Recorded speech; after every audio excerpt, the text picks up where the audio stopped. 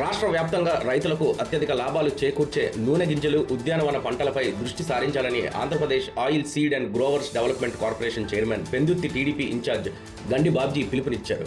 సబ్బవరం మండలం అమృతాపురంలో ఏర్పాటు చేసిన టీడీపీ ప్రవేశపెట్టిన అన్నదాత సుఖీభవ కార్యక్రమంలో ఇంకా మిగిలిపోయిన రైతులను మోటివేషన్ చేసేందుకు పార్టీ ఇచ్చిన పిలుపు మేరకు ఇక్కడ సమావేశం ఏర్పాటు చేశామని బాబ్జీ పేర్కొన్నారు. ఉమ్మడి విశాఖ జిల్లాలోనే అత్యంత చైతన్యవంతమైన రైతులు అమృతాపురంలో ఉన్నారని, కష్టపడి ఎప్పుడు పండించిన పంటను వేయడం వలన నష్టపోతున్నారని ఆవేదన వ్యక్తం చేశారు. అలా కాకుండా పంట మార్పిడి విధానంలో భాగంగా అత్యధిక ఆదాయాన్ని ఇచ్చే వాణిజ్య పంటలతో పాటు పామాయిల్, ఉద్యాన వంట పంటలపై దృష్టి సారించాలని కోరారు. ఈ పంటలకు మార్కెట్ సదుపాయం కల్పించేందుకు అనకాపల్లి, విశాఖ మధ్యలో కానీ, విజయనగరం, శ్రీకాకుళం జిల్లాల మధ్యలో కానీ ఫ్యాక్టరీలు నిర్మించే ప్రతిపాదనలు చేస్తామని, రైతులకు గతంలో మాదిరి 90%, 50% సబ్సిడీపై రుణాలు కల్పించి అధునాతన వ్యవసాయ పరికరాల యంత్రాలు అందిస్తామని ప్రకటించారు. ముఖ్యమంత్రి చంద్రబాబు ప్రణాళికాబద్ధంగా అన్ని వర్గాలకు సంక్షేమం, అభివృద్ధి పథకాలు అందజేస్తున్నారని బాబ్జీ గుర్తు చేశారు. ఉచ్చారణి గారికి, మా పిఎస్సి అధ్యక్షుడు దేవుడి గారికి, అట్లాగే డైరెక్టర్ మా తాతారావు, జనరల్ సెక్రటరీ శ్రీను, మిగతా పెద్దలు, మన జిల్లా పార్టీ కార్యదర్శులు ఇక్కడ రెస్పూర్ రమణ, మన దేవుడి బాబు, తర్వాత అప్పలరాజు, మిగతా మండల లెవెల్లో ఉన్న లీడర్లందరికీ పేరు పేరున నమస్కారం తెలియజేసుకుంటూ, ముఖ్యంగా ప్రతి వారికి మా నాయకుడు, పార్టీ నేషనల్ అధ్యక్షుడు, ఈ రాష్ట్ర ముఖ్యమంత్రిగా చంద్రబాబు నాయుడు గారు ఆదేశాల మేరకు మనం పథకాలన్నీ ఇస్తున్నాం. సరిగ్గా ఇల్లు చెప్పాం మేము.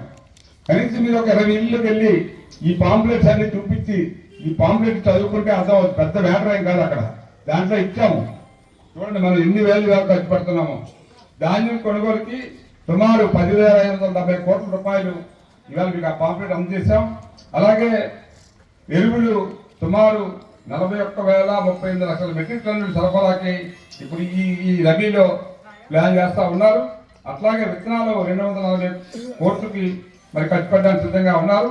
ఇవన్నీ మీకు అందజేశాం ఈ పాంప్లెట్లో. అట్లాగే వ్యవసాయ యాంత్రీకరణకు 219 కోట్లు, 1100 కోట్లకు, అలాగే ఇన్ఛార్జీలందరికీ, ఈ కార్యక్రమం చేసిన తెలుగుదేశం కుటుంబ సభ్యులకు, పత్రికా విలేకరులందరికీ పేరు పేరున నా హృదయపూర్వక నమస్కారం తెలియజేస్తున్నాను. ఏదైతే ప్రభుత్వం సూపర్ 6 కార్యక్రమం ఇచ్చిందో,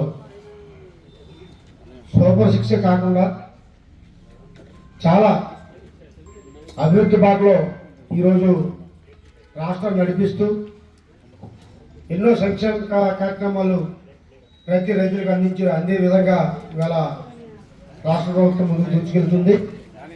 రెండోది, గత ప్రభుత్వం 20,000 రూపాయలు ఇవ్వడం జరుగుతుంది, అలా ఇవ్వడం జరిగింది.